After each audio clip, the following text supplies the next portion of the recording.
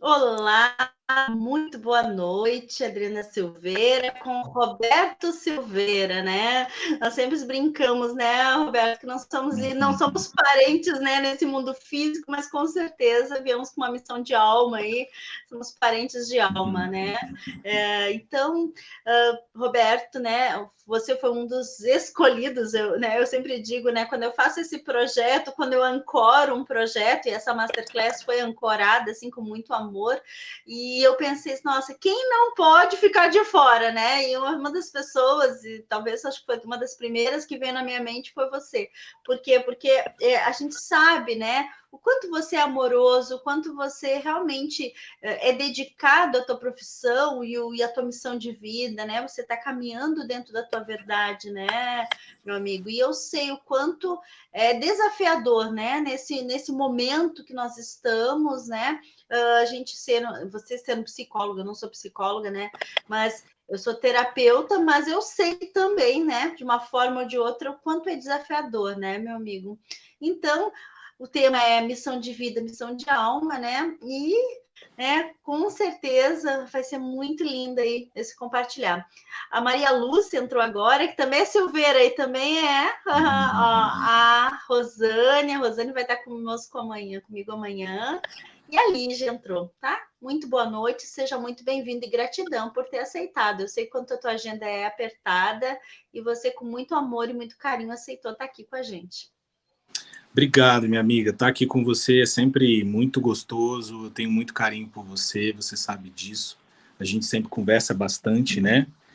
No particular, a gente sempre troca muitos sentimentos, muitas emoções, e também sei do seu trabalho, né? Você como terapeuta, dos desafios. A gente enfrenta coisas muito iguais, né? Consultório é muito igual, é desafiador pra caramba. Quem se propõe a fazer isso, né? Quem deseja fazer isso, se for por dinheiro, não faça, né? Porque você não vai sobreviver. Tem que ter realmente o propósito, e como dizia Napoleon Hill, né, o propósito ele tem muito a ver com o foco daquilo que você quer ali dentro. E o consultório, ele ninguém sobrevive a um consultório de terapia, ninguém sobrevive a ser terapeuta. Eu sou terapeuta há 16 anos, por mais que não possa parecer, eu tenho 38 anos, né? E passei por muitas coisas na minha vida, né? Muitos de vocês sabem da minha história, dentro de presídio, agora em hospital, né? Consultório já desde quando eu me formei. E é um desafio, Dri, porque a gente se depara com as nossas dores, né? A gente se depara com os nossos sentimentos, a gente se depara com as nossas limitações, né? Quando a gente é terapeuta, a gente está ali na frente escutando, e a gente tem um manejo muito difícil de você se envolver, não se envolver, se emocionar, não se emocionar, como controlar tudo isso, controlar as emoções frente a um paciente que está sofrendo, às vezes é doloroso, né? Às vezes causa até traumas em nós, né? Eu atendi casos terríveis na minha vida, né? E atendi casos leves. Posso dizer que com todos eu sempre tratei com muito carinho e amor, né? Como você falou, eu tenho muito amor pela minha profissão. Eu estudei muito. Eu sou uma pessoa muito crítica a quem deseja fazer isso de uma maneira, assim, por modismo ou porque, repito, aquilo que a gente falou no início, por aspectos apenas financeiros, né? Porque a gente precisa de ter amor com as pessoas. Não é uma profissão que a gente tenha que levar apenas pelos dotes do amor também, onde a gente tenha que dar tudo de graça para o outro. O Brasil é um país difícil, que as pessoas confundem muito, né? Você sabe, né? As pessoas nos procuram bastante no privado. Certa feita eu me lembro de uma moça que ela me encaminhou um áudio, foi o maior áudio que eu já recebi na minha vida. Ela me encaminhou um áudio de 1 hora e 23 minutos, né? Meu Deus! E eu me lembro até Era um hoje, áudio, era um audiobook. era um audiobook, né? E ela disse assim para mim, olha, não precisa escutar tudo, mas se você escutar só 1 hora, tá bom, né? E aí eu disse para ela, olha, eu não vou poder escutar nem 1 minuto, né? Eu não posso, assim, você quer marcar uma sessão comigo? E aí, isso tem muitos anos, ela falou que eu era explorador, que ela jamais imaginava que eu ia cobrar para escutar o sofrimento dela, né? Enquanto que, para mim, isso é o que há de mais valioso no mundo, porque escutar o outro, escutar a dor do outro, você ter alguém, né, que possa te escutar, é a coisa mais valiosa do mundo. E ter alguém que possa fazer isso de maneira profissional, com técnicas, com manejo, né, científico, é o ápice do ápice. Então, assim, terapia hoje é algo que todos nós temos que fazer. Todos nós temos que investir isso, sob o risco da gente não ter vida mais aqui na Terra. O que eu estou falando não é exagero. Eu falo isso já há muitos anos, porque eu estudei muito isso. A gente ia chegar nesse momento da vida, e nós chegamos, né? Os líderes religiosos hoje estudam psicologia, estudam terapias, conhecem essas ferramentas, né? Por quê? Porque a psicologia, já na época que eu entrei na faculdade, que foi no ano de 2000, e eu entrei, Dri, porque eu vivi uma forte depressão. Na minha adolescência, quando eu era adolescente, eu vivi uma depressão muito forte ali, eu tinha 15 para 16 anos, que foi o meu despertar de vida. Foi onde eu praticamente larguei o mundo como ele era, né, como ele é, na minha adolescência ainda, e fui estudar. Fui estudar religiões, fui estudar a mente, fui estudar o ser humano totalmente desprovido, né, de proselitismo, de interesse. E foi onde eu me encontrei com grandes mestres, com grandes mentes, com grandes seres, e me encantei por tudo isso. E passei a querer imitar o comportamento deles. E eu começava a entender o que eu precisava fazer para que eu fosse aquela pessoa. Então eu comecei a estudar tudo que eu precisava fazer, tudo que eu precisava viver, né? E nesse momento, caramba, um vazio gigantesco invadiu o meu corpo, e foi exatamente onde eu descobri, né, que eu precisava fazer terapia. E quando eu fiz terapia por muitos anos, eu descobri uma coisa interessante, que você pode ter todo o conhecimento do mundo, que o conhecimento do mundo não vai fazer com que você alcance necessariamente os degraus só pelo fato de você ter esse conhecimento do mundo. O que quer dizer isso? É que o conhecer, o saber, ele ainda precisa de degraus, ele ainda precisa de outros tipos de aprendizado para que você tenha isso na sua vida. Então, quando eu me deparei com isso, eu falei assim, caramba, a gente precisa de tempo, né? O ser humano precisa de tempo para encontrar o seu propósito, para encontrar a sua missão. Todo mundo, né, Dri? Todo ser humano almeja isso. Todos nós almejamos saber qual é a nossa missão. O que eu vim fazer na Terra? Essa é a pergunta que invade o coração, desde as pessoas mais humildes, né, até as pessoas mais ricas, milionárias, e que já encontraram o seu propósito. Mas é interessante que, em todas essas pesquisas que eu fiz, Dri, todos os estudos, o que eu mais encontrei em todos os mestres, os professores, os grandes seres que impactaram o mundo, todos eles chegaram na sua missão conduzidos por alguma força. Vamos falar dos seres que mudaram o mundo na tecnologia. Se nós pegarmos lá o povo do Vale do Silício, né, na Califórnia, e chegarmos naquela cidade lá em São Francisco, você vai ver um monte de pessoas estudando tecnologias, tentando inventar, e você vê que não sai mais um novo Mark Zuckerberg, não sai mais um novo Bill Gates, né? E esses seres, quando eles criaram esses produtos, à época, eles não tinham essa intenção de mudar o mundo. Eles não sabiam, o Mark Zuckerberg queria compartilhar informações dentro da universidade, né? Os meninos que criaram o YouTube eram jovens que queriam compartilhar vídeos dentro da universidade também. E jamais imaginavam, jamais podiam imaginar que aquilo ia mudar o mundo, que aquilo ia transformar o mundo, e que aquilo se tornaria, então, a missão de vida deles, né? Então é muito complicado quando a gente tenta tratar desse assunto, porque, Dri, Até hoje, até hoje, até hoje, se você me perguntar assim, Roberto, a sua missão de vida é fazer isso? Esses dias eu estava conversando com a minha esposa e ela ficou com os olhos assim, extremamente arregalados, porque ela falou assim para mim, você sabe qual é a sua missão de vida? Nós estávamos conversando sobre uma amiga dela. Ela falou, você sabe qual é a sua missão de vida? Você sabe, desde os seus 14 anos, você sabe que você veio aqui, você está lá anotado, que você ia casar, que você ia fazer tal coisa e tal. E você sabe que você ia ser psicólogo? Eu falei, não. Eu não sabia que eu ia ser psicólogo e eu não sei se eu vou continuar sendo psicólogo. Eu não sei se a minha missão de vida é estar nessa terra para transformar as pessoas apenas como um psicólogo. Então a gente precisa se fazer instrumento e a gente precisa se colocar nessa posição de que a vida é mutável e de que essa missão de vida, se nós tivermos como foco missão de vida, contribuir para um mundo melhor, isso parece muito vago, eu sei que é, mas quando você se conecta com esse sentimento, você consegue materializar melhor essa ideia.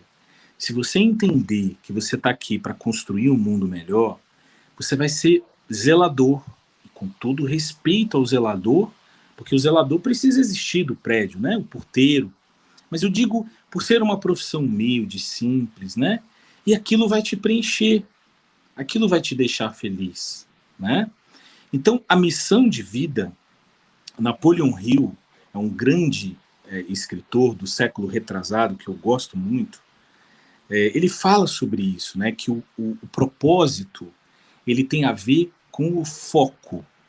Qual é o seu propósito? Quando você pergunta isso a alguém, você pergunta para ela, qual é o seu foco de vida? Para onde você olha? Para o que você escuta? Para quem você acredita? Ou para quem você dirige o seu subconsciente para programar a sua mente? Quais são as suas crenças?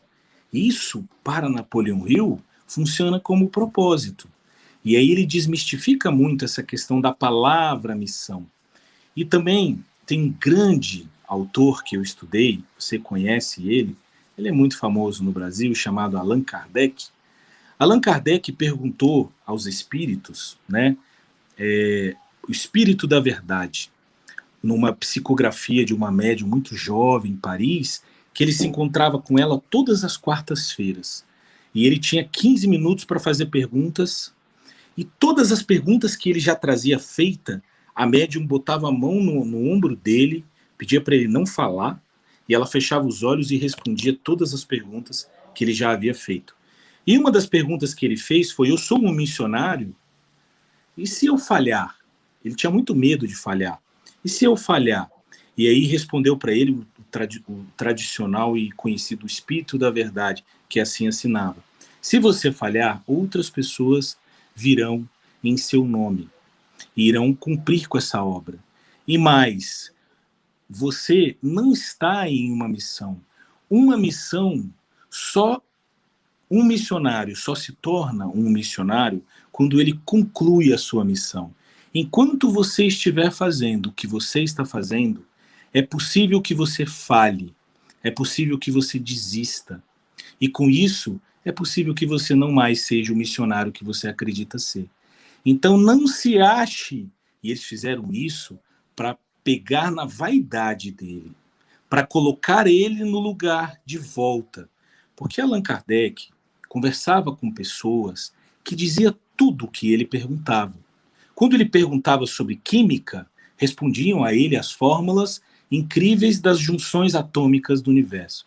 Quando ele perguntava sobre física, respondiam a ele coisas incríveis sobre gravidade. Tem uma mensagem em um dos livros dos médiuns, de uma menina de 13 anos, uma médium, em que ele pergunta sobre a gravidade, ela responde coisas que Einstein veio trazer. Então, assim, tudo que ele respondia era dado como, tudo que ele perguntava era dado como resposta a ele. E aí deram essa resposta para ele, que a missão só era quando o indivíduo concluía o trabalho dele.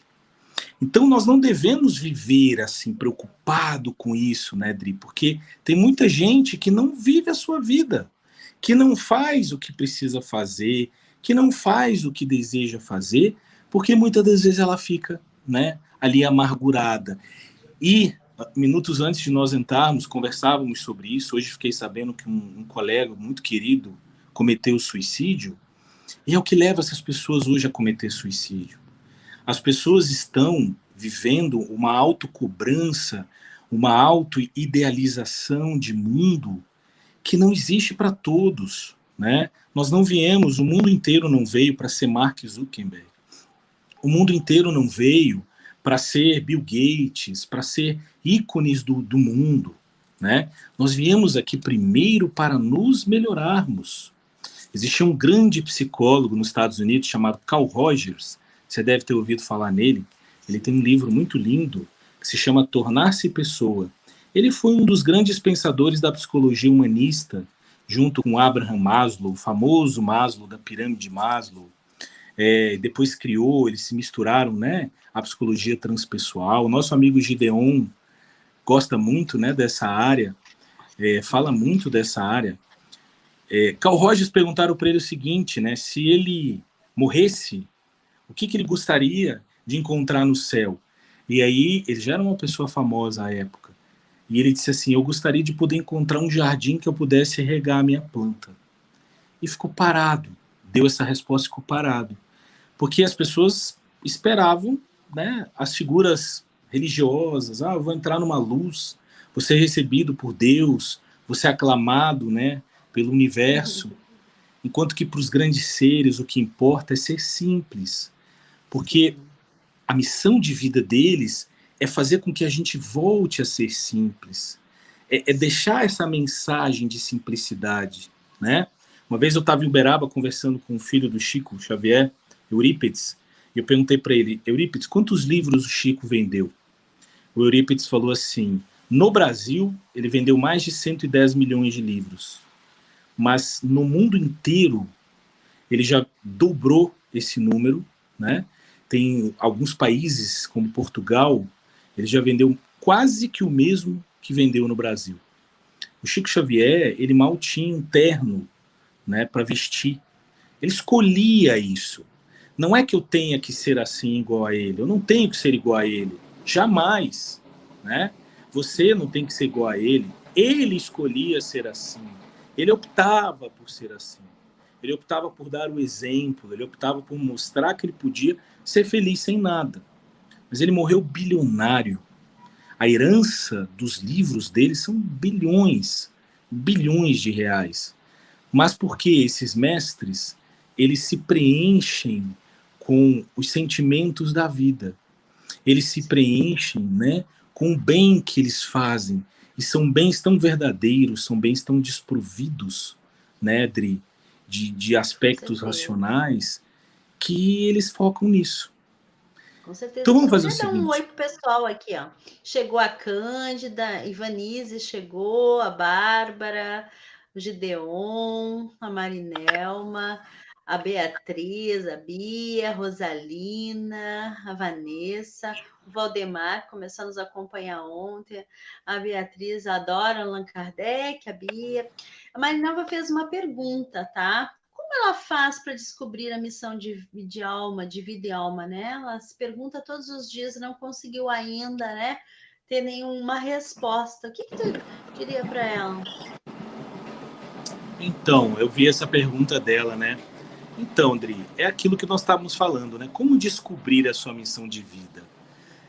Como eu citei o Mark Zuckerberg, ele estudava na Universidade de Harvard, estudava um curso, e aí ele foi desenvolver um programa para poder compartilhar informações de dentro da universidade. Esse programa, nessa plataforma digital, se expandiu para o mundo, virou uma plataforma que acabou com ditaduras de alguns países, acabou virando uma plataforma de discussão de todos os assuntos da vida, e ele se tornou um grande bilionário.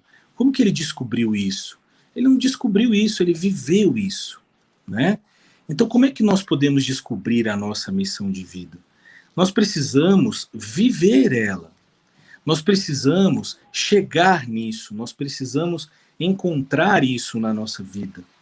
E quando a gente encontra, quando a gente faz, é como um plug. Por exemplo, Dri, Quer ver qual que é a minha grande missão de vida que eu sinto?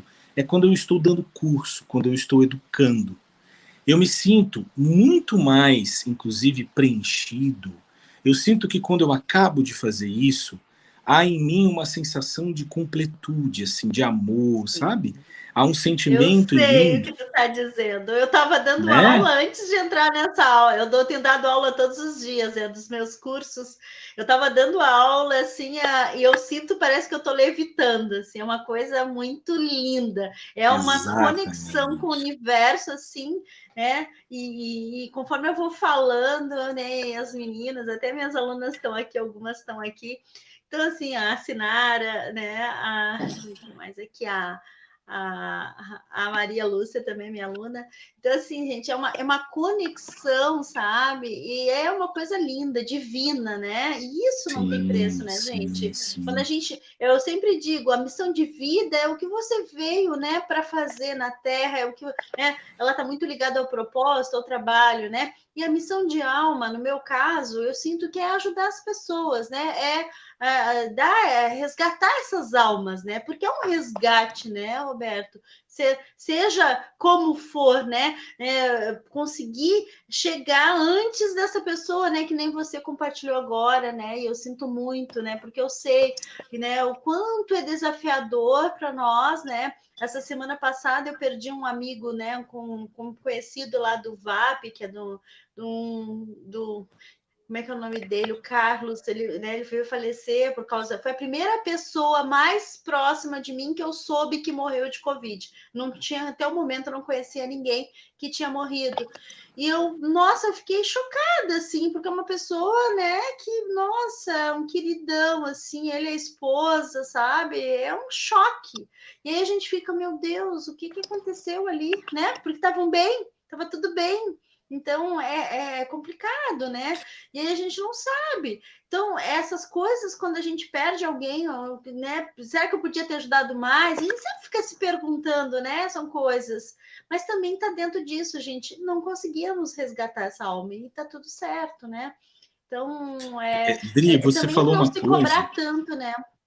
Sim, sim, sim, não se cobrar tanto. Você falou uma coisa muito legal, e a pergunta dela, a missão de vida e a missão de alma. A gente hoje, no mundo de hoje, tudo que virou, né, o mundo como ele está, do ponto de vista emocional, a gente está vivendo uma pandemia emocional. A gente está vivendo um problema onde a gente pode dizer que a única pandemia real que há no mundo hoje é a pandemia emocional, onde 90%, quiçá 100% da humanidade tem transtornos de ansiedade, transtornos depressivos. É muito alarmante, né? E a gente entende, às vezes, que missão de vida tem a ver com ser terapeuta, né? Missão de vida, de alma, ser terapeuta. Pessoal, se você é um lixeiro, você também exerce uma missão. Se você tem uma profissão humilde, simplória, você também exerce uma missão.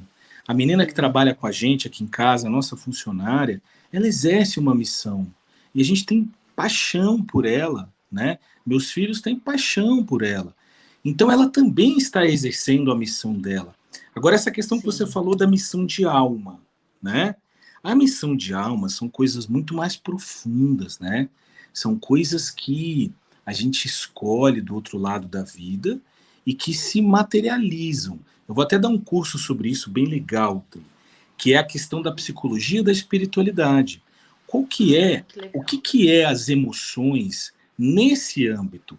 Porque a turma acredita que a gente está lá do outro lado da vida e a gente escolhe que a gente vem para cá morrer, ou que a gente veio para cá matar os outros. Como as pessoas dizem assim, o Hitler veio para cá e antes dele nascer ele escolheu ser Hitler, né? Pessoal, a gente escolhe evoluir, a gente não escolhe involuir. E o que acontece é que esse conjunto de pensamentos e sentimentos que são elaborados antes de nós nascermos, quando chega na Terra, a gente vai enfrentar os desafios da Terra.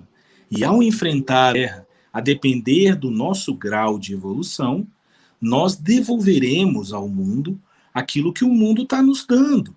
Então, por exemplo, o período infantil é um período muito desafiador. de traumas, e que muitos espíritos não aceitam esses traumas.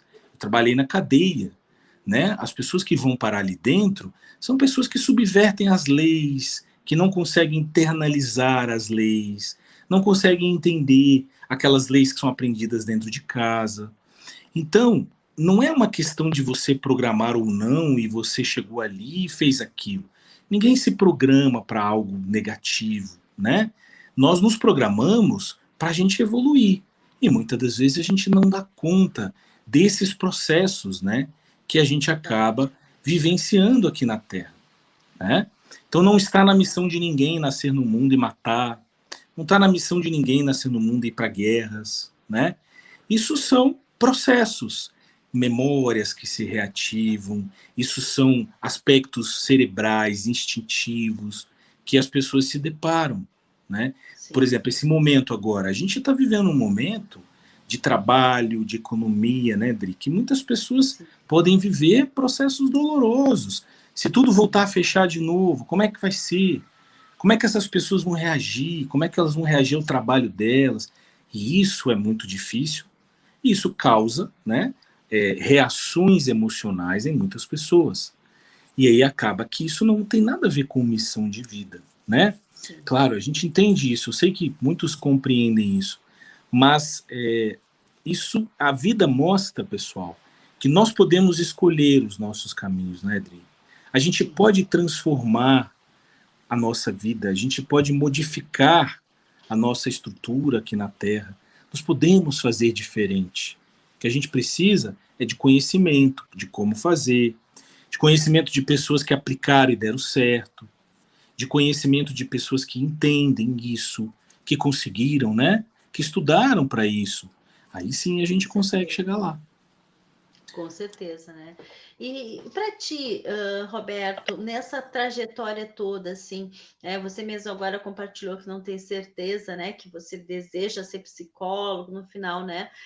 E hoje, assim, ó, que nem você estava dizendo, o que vibra o teu coração? É dar aula? É ensinar? E como que você, né? Qual é o passo, assim, porque a gente sempre precisa de alguma coisa para ter esse insight, né? Quando é que você teve esse insight ou virou essa chave? Né? Eu digo isso, para mim aconteceu isso, né? No ano passado eu já dava treinamento, né? Mas aí virou uma chave que eu podia dar outras coisas, fazer outras coisas, né? Porque eu tive tempo para parar para estudar, que eu não tinha esse tempo antes, né? E para você, teve alguma coisa que aconteceu que está virando essa chave? Ou realmente foi você perceber onde é que a tua alma está mais conectada?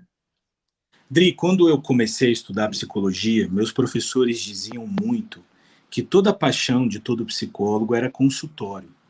Mas todos diziam que o consultório era o trabalho mais estafante que existia na psicologia. Eu me lembro, bem no iniciozinho, assim, um professor muito querido, muito inteligente, em que ele falava assim, ó, com o tempo, vocês vão descobrir que vocês precisam fazer consultório e outro trabalho na psicologia.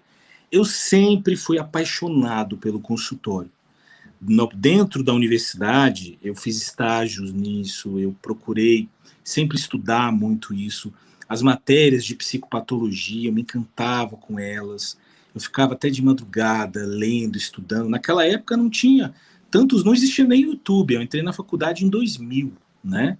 E não tinha o YouTube, não tinha esse cabedal de informações que se tem hoje. Mas eu procurava, eu vasculhava, já existia internet. E eu procurava muita coisa. Então, assim, eu sempre fui apaixonado pelo consultório. Essa paixão me fez viver apenas isso. Durante meus... Até hoje eu trabalho muito mais em consultório.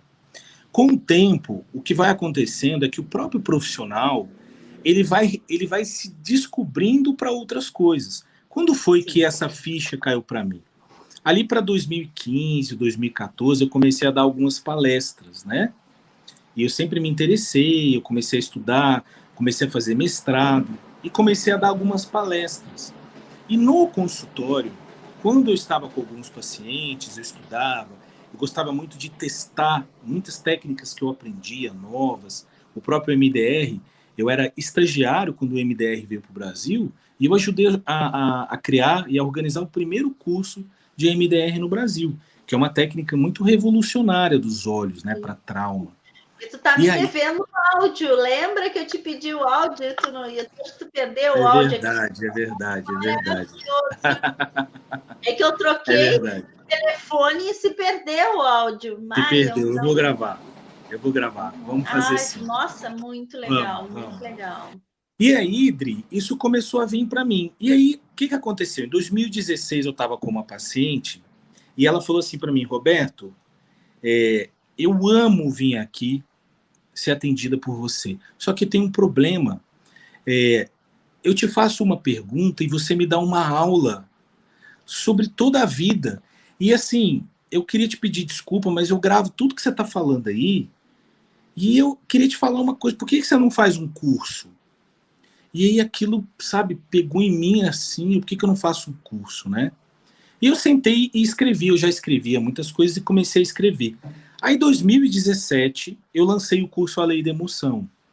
E foi assim, maravilhoso. A gente teve uma turma que deu 68 alunos, veio gente do Brasil todo para cá, mas do Brasil todo mesmo, gente de vários estados fazer esse curso comigo. E aquilo foi uma resposta muito grande, Tri. E eu comecei a fazer. Então, em 2017, eu dei, eu acho que uns 15 cursos. Aí eu saí de Brasília, fui para São Paulo, eu fui para Goiânia, eu fui para outras cidades. E aquilo começou a me encantar cada vez mais. Eu percebia que quando eu falava, tinha dias do curso A Lei da Emoção que nós começávamos 8h30 da manhã, a gente acabava 1 da manhã. E aí, quando eu acabava, a sensação era uma sensação de total completude. De total completude. Então, assim, Roberto, você nunca sentiu isso no consultório? Já senti. Dri, eu já me deitei no chão com o paciente para gerar, induzir catarses nele. Inclusive, em cursos também, a gente faz muito isso, sabe? A entrega total, né? Só que quando eu estou educando, eu sinto fazer algo que eu já fiz na minha vida. Então aí eu me conecto, aí pluga algo que eu não tenho controle sobre isso. Essa que é a questão. A gente não tem controle sobre todos os cenários e as cenas da vida, pessoal. A gente chega nisso, né? Nós chegamos e nós tropeçamos nisso. Eu comecei a conhecer muitas pessoas, eu sempre tive muito disso, coisa de ir atrás das pessoas, de conhecer as pessoas, que eu quero conhecer o fulano, então eu vou lá, o Chico Xavier, eu tinha uma admiração, não tenho, você sabe disso, enorme por ele. E eu conheci toda a vida dele. Eu tenho muita admiração por ele. Eu conheci toda a vida dele, eu fui atrás dele. Eu fui atrás das pessoas que viveram com ele, para estudar elas, para ouvir elas, né? Para passar, escutar cada detalhe, como que ele fazia, como que ele agia. Então, isso tudo preencheu o meu coração para que eu pudesse ser o Roberto que eu sou hoje. Incompleto, né? Ainda precisando melhorar em muitos aspectos, né? E sempre, sempre, sempre aberto para a gente aprender. E eu aprendi, Dri, que a criticidade ela precisa ter um limite, né? Porque senão a gente passa disso, e quando a gente passa disso, a gente perde o ponto. Mas, ao mesmo tempo, ela tem que ser para cima e para baixo, né? Então, eu sempre fui, por exemplo, crítico até com Chico Xavier, né? Comportamentos que ele tinha, que eu digo, eu não quero ter esse comportamento, eu não preciso ter esse comportamento. Quando eu conheci o Chico Xavier, comecei a estudar ele, eu tinha 16 anos. E aí eu me encantava pelaquela pobreza dele, aquela coisa, né? Eu falava, gente, que homem incrível, né? E depois eu fui descobrir que aquilo era para ele, não era para mim. E eu precisava ter uma criticidade sobre isso. Precisava ter um olhar sobre isso, para encontrar a minha missão. Porque senão eu vou viver a vida dele, e eu não tenho condição de viver a vida dele. Eu não tenho grandeza, eu não tenho estrutura, eu não tenho missão de vida, eu tenho uma família. O Chico Xavier não tinha família. Eu tenho, enfim, ele tenho fez essa uma evolução. Escolha, né, Roberto? Ele fez uma escolha, né? Roberto, explica para a Sinara aqui o que é MDR, tá? Só bem rapidamente, assim. Em 1982, uma psicóloga na Universidade da Carolina do Norte, chamada Francine Shapiro, estava caminhando e ela fazia parte de um projeto de pesquisa com pacientes da Segunda Guerra Mundial. Eram pacientes que sofriam terríveis ansiedades e eles tinham uns sintomas de TEPT, que chama transtorno de estresse pós-traumático, há anos, de escutar tiros no ouvido. Mas não era escutar tiros imaginados, era tiros físicos, onde a fisiologia dele ficou tão aguçada com aquilo que esses tiros vinham e eles acordavam de madrugada apavorados. Muitos viviam dopados, né? Muitos até eram lobotomizados, viviam feito robôs, assim, porque não conseguiam viver. Ela participava desse projeto de pesquisa. Eu vou narrar para vocês como ela narrou e como eu conheci ao vivo a narração dela. Se foi assim ou não, pessoal, eu não sei. Mas a forma como ela narrou é incrível. Ela disse que estava sentada na cadeira e ela havia perdido uma tia dela. E ela olhou no espelho que o olho dela mexia. Quando ela pensava nessa tia dela, o olho dela vibrava e mexia. E ela começou a mexer os olhos dela. Quando ela começou a mexer, começou a aliviar. O americano, ele tem esse espírito de empreendedor e esse espírito de curiosidade. Ela então fazia parte desses projetos, pegou uma caneta, sentou-se na frente de um paciente que tinha esses sintomas e começou a mexer a caneta e pedir para ele olhar a caneta. E ele começou a ter uma catarse de soltura, que ele começou a soltar um som.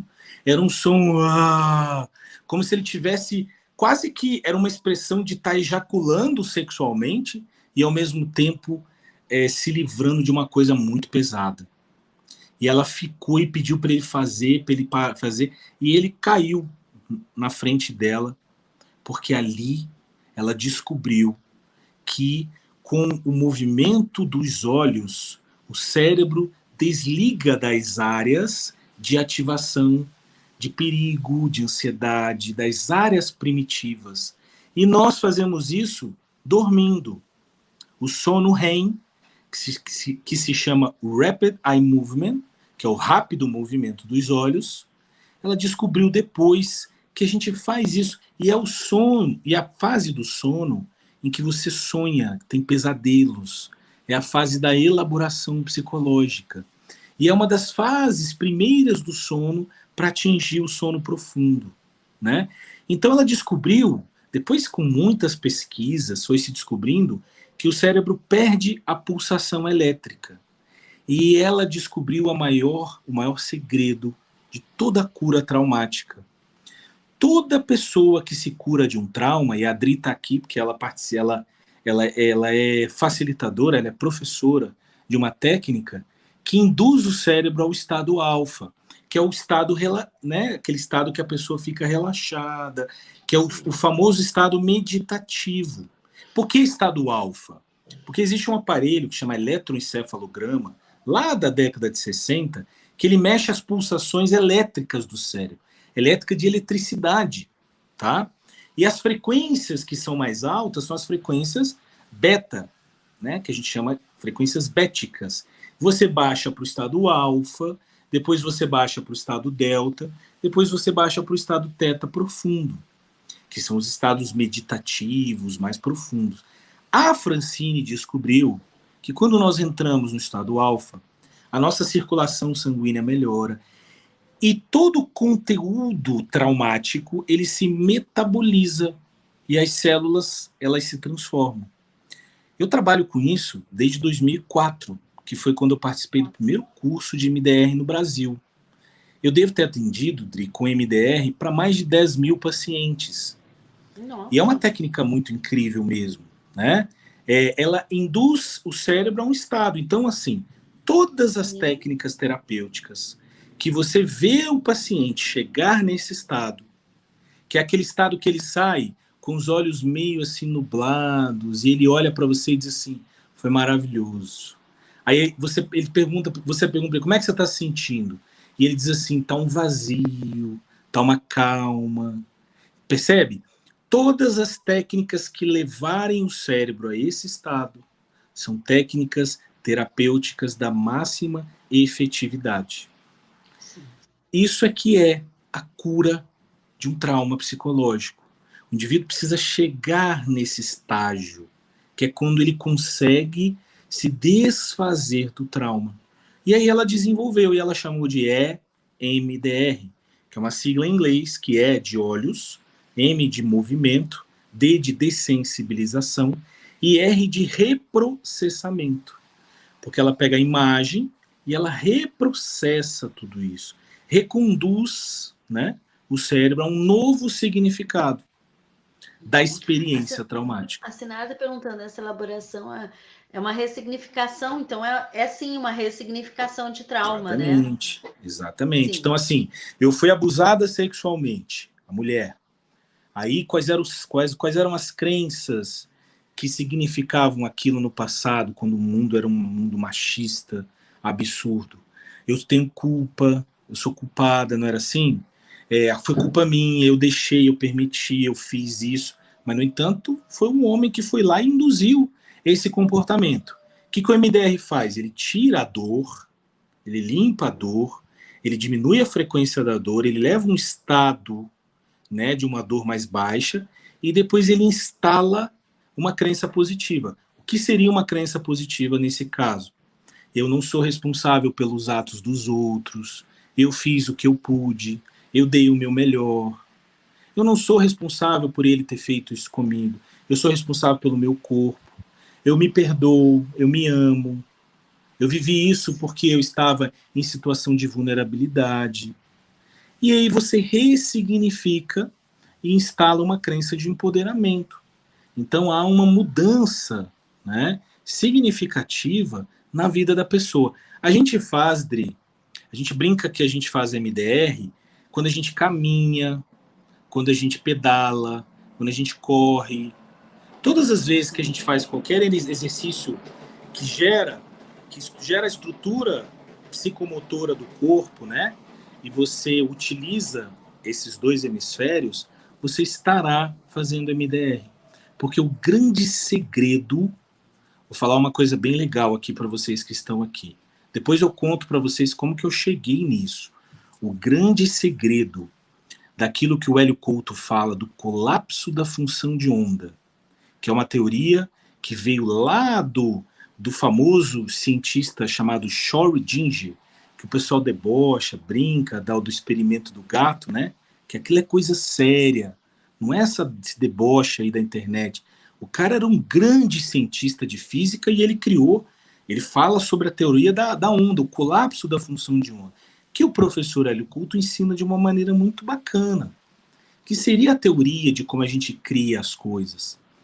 Para que qualquer coisa seja criada na sua vida, ela sai de um lado do cérebro, passa para o outro, cria-se uma ponte entre todas as estruturas glandulares do corpo, as glândulas, que se ligam aos chakras, e ele vai ligar com a onda da experiência que você quer viver. Roberto, eu quero me casar. Ótimo, então vem cá. Vamos limpar o conflito, vamos botar a crença, e o cérebro vai fazer esse tráfego físico até que ele chega na vibração, ele cria a vibração, ele emite a informação e ele encontra com a onda específica que numa outra dimensão gera esse encontro energético e que faz com que você materialize essa experiência. Tudo no universo existe uma onda, existe um átomo e existe uma experiência prévia, que isso nós chamamos de arquétipos. Então, para tudo que a gente quer materializar, nós precisamos de um arquétipo para fazer com que isso tenha vida na Terra. São os arquétipos que nos ajudam, são eles que são essas ondas de comportamentos essenciais, primários que nos ajudam. Roberto, então por que a gente vive trauma? A gente vive trauma, pessoal, porque a gente não consegue se perdoar dentro da gente. É uma estrutura que está lá no inconsciente e que se conecta, sim, a outros aspectos de outras vidas. Esse é o ponto. Por que uma criança é abusada sexualmente? Primeiro, porque esse mundo é um mundo ainda extremamente... Eu queria falar um palavrão, já são 11h10. Não, mas não pode falar palavrão, senão a gente é expulso do YouTube. Esse mundo ainda é um mundo 3 pontinho, né? aonde a maldade dos homens, aonde o desprezo pela figura humana do outro, muitas das pessoas têm.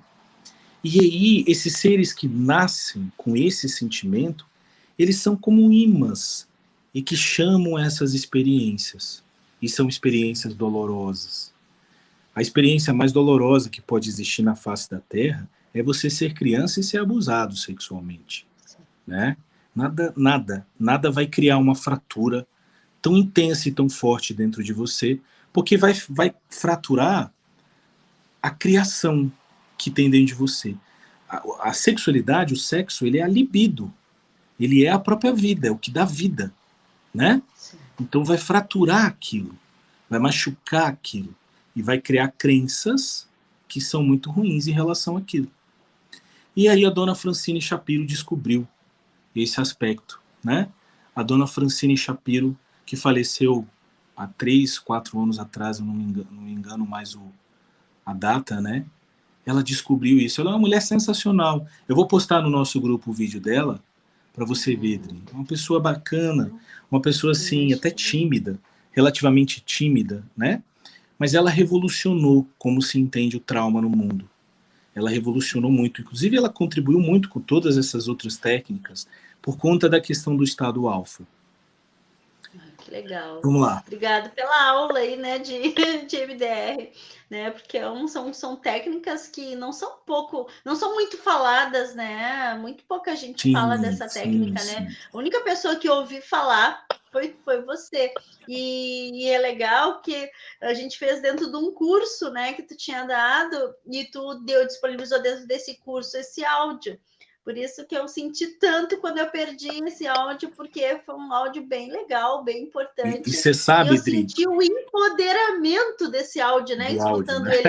Eu lembro que era sobre a fartura, sobre a abundância, né? Que tu falava da mala de dinheiro, depois tu vai lá no orfanato, faz a doação. Achei muito legal a dinâmica daquele áudio, legal. Muito bonito.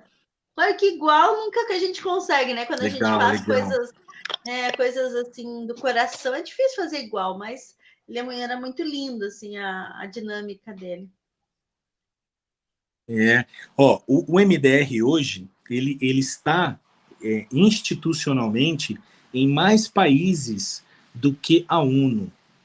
Existem hoje mais de 186 países que têm instituições de MDR. E ele hoje nos Estados Unidos é uma das únicas técnicas que a APA, que é a Associação de Psiquiatria Americana, legitima como algo científico para realmente tratar trauma.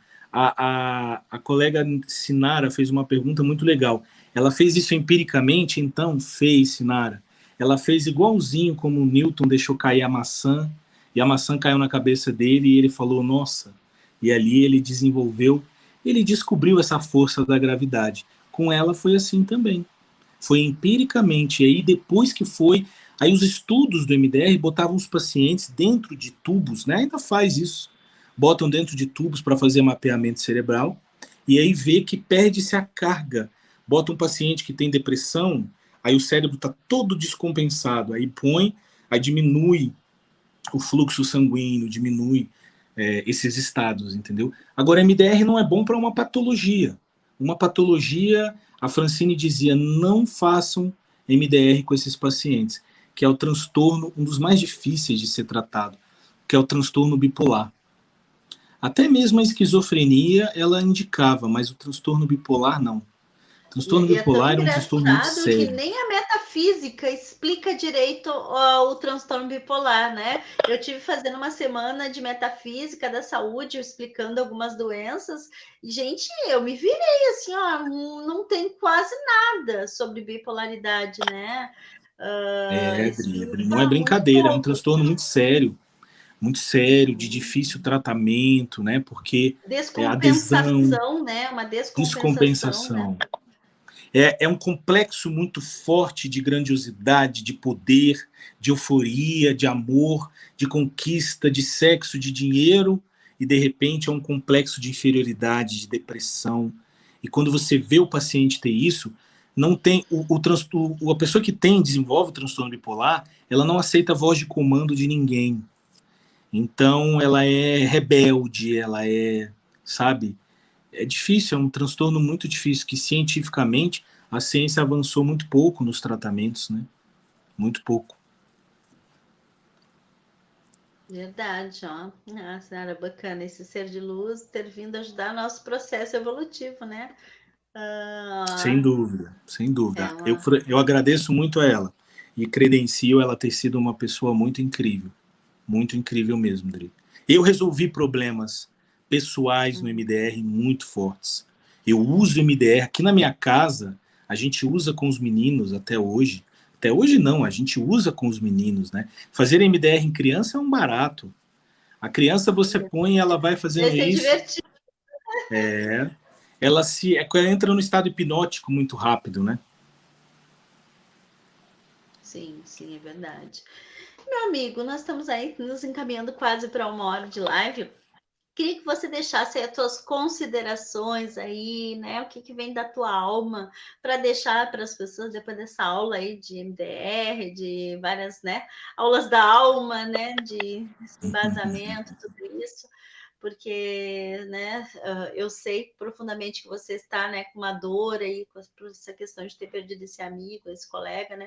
Essa é uma coisa que a alma, né? A alma precisa do seu tempo para processar essa informação né, e acalmar as coisas dentro da gente, né? Mesmo, né, a gente pode falar isso para os outros, né, gente? Mesmo a gente sendo terapeuta, mesmo a gente tendo uma estrutura um pouco mais, né, formatada, podemos dizer isso, né, para receber as pancadas da vida, mas a gente sente muito, assim. A gente fica muito triste, né, muito abalado, né, com as perdas, né? Porque a gente olha assim, né? E eu me faço sempre essa pergunta, né? Será que eu fui negligente nesse lugar? Será que eu podia ter ajudado mais, né? Mas eu sempre, né, no meu caso, né? Mas eu sempre, minha resposta é sempre não, né? E eu tô procurando não fazer isso comigo, né? Porque é um desafio muito grande, né? Sem Quando as dúvida. pessoas estão próximas da gente e escolhem, né, fazer uma coisa diferente, né? Em deixar esse lugar dessa forma, principalmente, né, de se tirar a sua própria vida, né? Então, meu amigo, quais são as Dri, tuas considerações aí que tu deixaria para o pessoal? então, minha amiga, nós estamos passando, né, pela uma fase muito difícil na história da humanidade, né? Sim, Fazia muito tempo que a Terra não vivia isso. Fazia muito tempo que talvez os nossos pais foram filhos de pessoas que viveram isso, mas talvez os nossos pais não tenham vivido isso. A última vez que a Terra passou por isso, né, onde a Terra inteira tenha parado para olhar alguma coisa assim, foi na Segunda Guerra Mundial.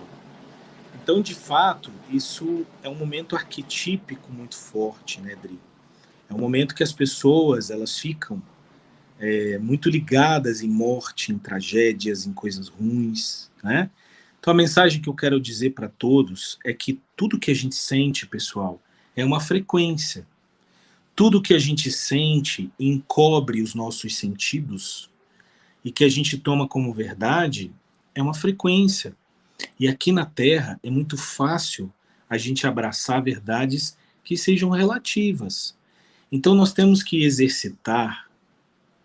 Eu sei que isso não é fácil, mas exercitar do ponto de vista mental que a gente se desligue, né, desse desafio que nós estamos vivendo, desse momento que a gente está vivendo, como você falou, né, esse colega que cometeu suicídio hoje, era um colega que não era, assim, amigo de frequentar a minha casa, nem nada, era um parceiro de vida dessa questão de espiritualidade, que a gente, né, trabalha há muitos anos, e que escolheu esse caminho, né? Fazia até um tempo que eu não falava com ele.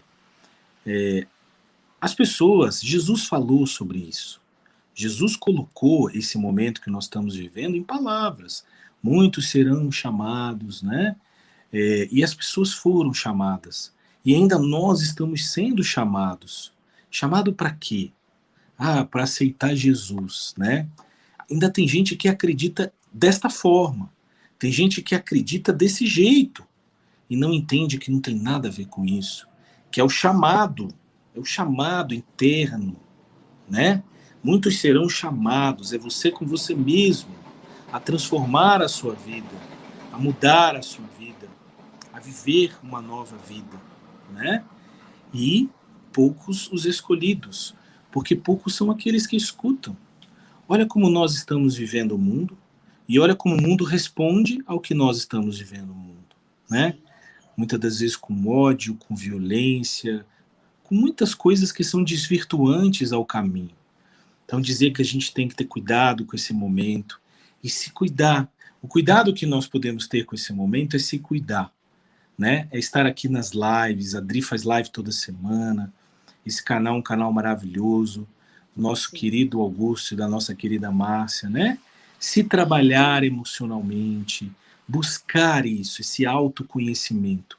É hora da gente mergulhar nisso de corpo e alma, de corpo e alma. Com Porque é certeza. ali E, que vai estar o Roberto, ponto da tem nossa até um, transformação. você, tu e o Augusto, né? Acho que ontem ele até esqueceu de falar que vocês estão fazendo um curso juntos, né?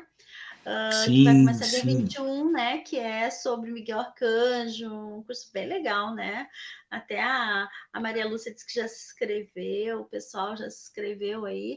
Então, eu acho que é bacana, pessoal. É um curso que vai estar o Roberto, vai estar o Augusto, né? E falando sobre Miguel Arcanjo, dando várias, né? Várias instruções aí, né? Várias, vai ser meditações. Como é que vai ser o formato desse curso? Então, Adri, na verdade, dessa vez não vai ser nem falar sobre o Miguel Arcanjo. Vai Uhum. ser o que aconteceu, que esse projeto nasceu exatamente daquele famoso vídeo, famosa meditação, né, do Augusto e da Márcia, e que muitas Sim, pessoas falavam experiências de dores para eles. E numa conversa sim. com eles, a gente falou, vamos fazer um trabalho junto com essas pessoas, vamos acolher essas dores aí, e a gente combinou. Então a gente vai fazer um trabalho emocional. O foco vai ser Que legal. bastante nas emoções. Vamos falar sobre todo esse conjunto de assuntos que a gente falou hoje. E o Augusto vai trazer meditações, a Márcia também. A Márcia vai trazer conhecimentos de energia que são muito legais, né? Eu vou falar Sim. sobre esses aspectos da psicologia da espiritualidade. E a gente vai começar agora, no dia 21 de fevereiro.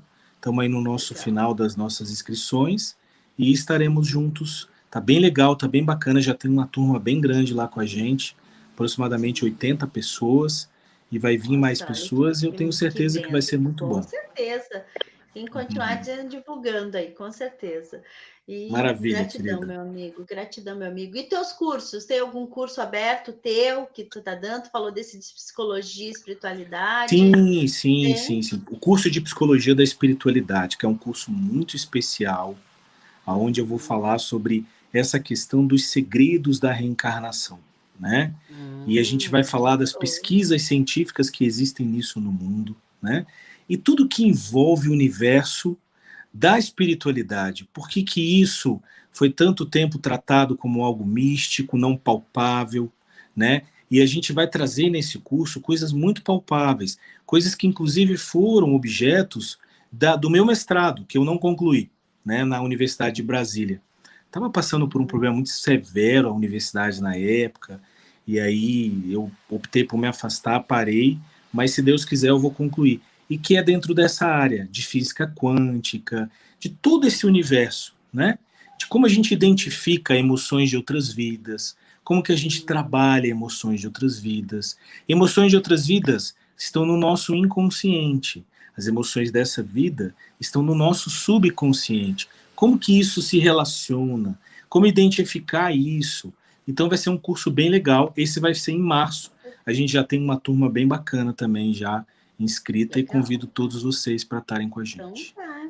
É isso aí. Tá bom? Então, pessoal, quem não tem o contato do Roberto, né? Mas deixa aí, né? Bota um recadinho ali, eu te passo o contato dele, né? E vamos estar aí juntos, né? Que Deus abençoe teus cursos aí. Obrigado, É isso, querido. né, pessoal? Que Deus te abençoe, Roberto, por você ser essa pessoa iluminada, uma pessoa que trabalha para a humanidade, né?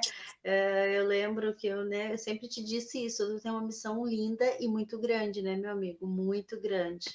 A gente sabe que tudo, né, tá vindo a seu tempo, né? Mas vai chegar uma hora que os consultórios vão te perder. Tem uma aluna minha que diz isso para mim: vamos aproveitar a Adriana enquanto ela está aqui, porque ela vai subir, ela vai para lá. Então, gente, eu digo a mesma coisa para o Roberto: vamos aproveitar o Roberto enquanto ele está aqui, porque ele vai subir, daqui a pouco vai ser complicado. E não porque a gente não queira, né, Roberto, estar disponível para o outro, mas que realmente, né, as coisas mudam, às vezes o volume de gente é muito grande na nossa volta e é mais desafiador responder todo mundo um a um, né? Então, mas e a principalmente gente vai áudios de 1h e 20 minutos. Principalmente esses áudios. Sim. Não, esses não. Foi 1h e Às vezes 23 minutos. 1h e 23 minutos. Isso ficou gravado. Eu leio toda vez que a gente conversa, tu fala desse áudio. Essa pessoa foi abençoada, né? Ela cravou ali. E foi na época que o WhatsApp não tinha o áudio que você sobe e você fala despretensioso. Foi naquela época que você ficava com o dedo parado, segurando o celular. Putz, foi incrível. Essa ficou com um calinho no dedo. Ficou. Ai, meu amigo, pelo menos que bom conseguir fazer você rir um pouquinho. É isso aí, meu amigo. Muito bom. Gente, gratidão a todos, gratidão, Roberto, pela tua missão de gratidão, vida, de minha alma, amiga. tá? Estamos juntos, eu sei que nós temos uma missão linda aí, que talvez em alguns momentos essas missões aí vão se fechar e vai ser muito lindo, né? Ó, a Sinara está colocando aqui, ó, gratidão pela partilha. A Sinara é uma aluna super dedicada aí, está comigo em todos os cursos aí que eu estou fazendo. Então, que tem maravilha. vários aqui, a Bia também vai fazer a mesa radiônica. Então, tem várias pessoas aqui maravilhosas, abençoadas. Maria Lúcia não perde uma. A Maria Lúcia é mais fácil eu não entrar na live do que ela não entrar. Essa eu amo vocês, maravilha. pessoal. Tudo de bom. Fiquem com Deus. Roberto, bom descanso, tá? E namastê. Tchau, tchau. Obrigado, querida. Tchau, tchau.